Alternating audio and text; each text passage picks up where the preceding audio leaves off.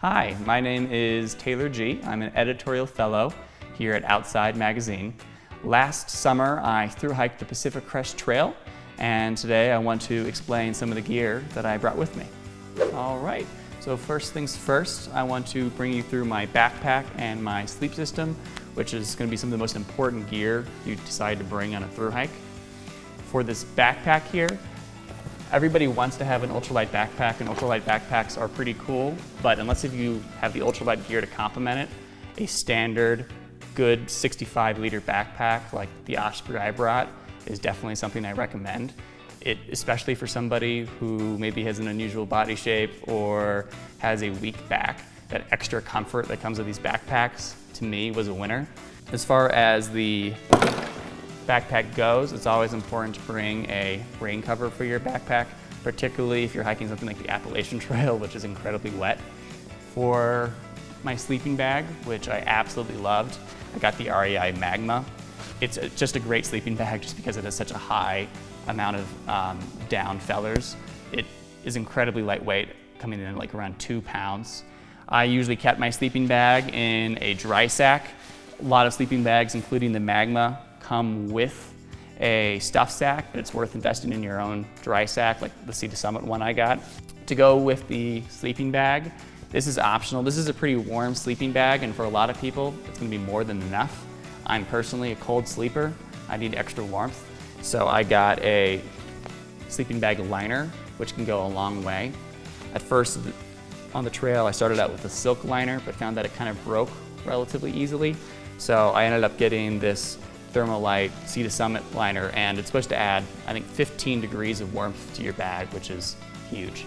Also, with your sleep system, it's completely important to have a quality sleeping pad. There are backpackers who will use the eggshell foam pads, but the thing is a sleeping pad isn't about comfort as much as it's about warmth. And so a sleeping pad with a high R value is essential. This climate pad is not the lightest weight pad out there, and were I to do another thru hike, I'd maybe invest in a lighter weight one.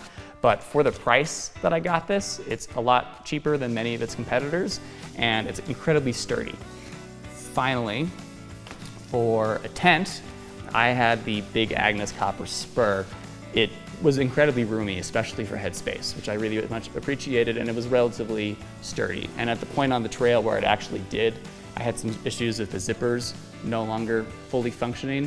I actually sent back my tent fly to Big Agnes, and they sent me a refurbished one on trail, which was huge, especially because I was hiking through some pretty rural areas of Northern California, and there were no REIs for hundreds of miles. All right, so another important decision you're gonna have to make when you're putting together your pack for your thru hike is what clothes you want to bring.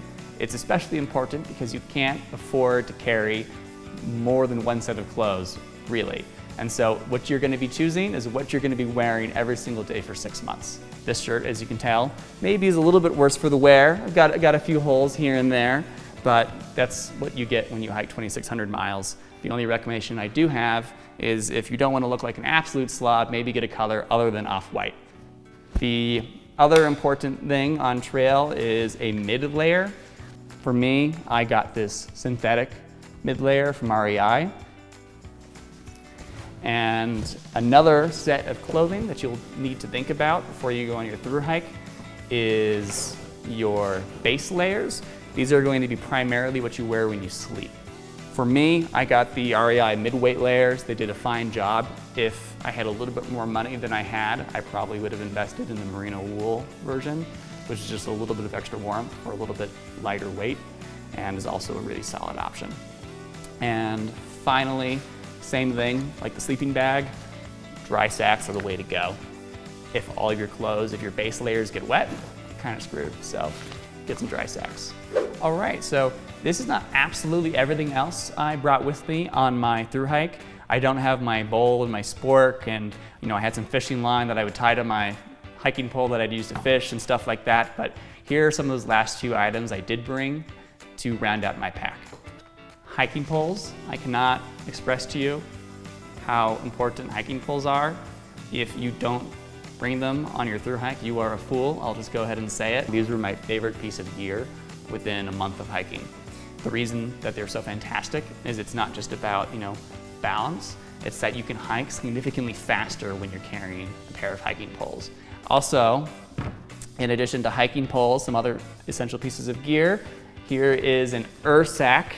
Not everybody on trail had an sack, but if you are concerned about bears or other animals getting into your food, it's essentially indestructible. So an sack is fantastic. To cook my food, I actually use the Jetboil Flash on trail. This is the Minimo. The one thing about the Jetboil Flash is because the flame is so hot to get that water boiling so quickly, it sometimes will scald food. You actually cook inside the Jetboil. But the cool thing about the Minimo, which is why I've upgraded, is it actually has a simmer function. In addition to the food system, a couple of other things. These are Crocs, and you can make fun of me all you want, but I love my Crocs. They're fancy Crocs, I know. But the thing about the material that Crocs are made out of is not only is it pretty sturdy, it's much more lightweight than a lot of water sandals you'll find out there. In addition to that, most of us, we can't completely get away from technology and we'll bring our phones out on trail. So an external battery is pretty important, and I would also have a dry sack for the external battery and other electronics. In addition to that, the water filter system I used was the Sawyer Squeeze. I don't have the Squeeze with me right now. This is one of the water bags that come with the Squeeze. The great thing about the Sawyer Squeeze, and one of the reasons why it's probably the most popular water filtration system on trail, is you can actually twist it right onto a water bottle, which is great. Normally, the way the system comes is that you would connect it to the actual bag it comes with and just squeeze into your water bottle, but most hikers find it significantly easier to just buy a smart water bottle, put the Sawyer Squeeze right on top, and just squeeze and drink out of it that way. You don't have to put any work into filtering your water. Of course, a trowel is pretty important. There are ultralight trowels you can get at REI for pretty cheap. You want to save those ounces where you can. And finally, toiletries. I would also have a separate dry sack for toiletries. That's not just to keep them dry, it's also because if something does happen, if you have some kind of liquid, you don't want to get that over the rest of your bag. These are the basics of what I brought in my backpack on the Pacific Crest Trail. It worked really well for me, but no two thru hikers have the exact same pack. Everybody has different needs and wants, and what your pack is should be what works best for you. But if you're thinking about going on a thru hike yourself, maybe this is a good starting point. So thanks for watching, and see you next time.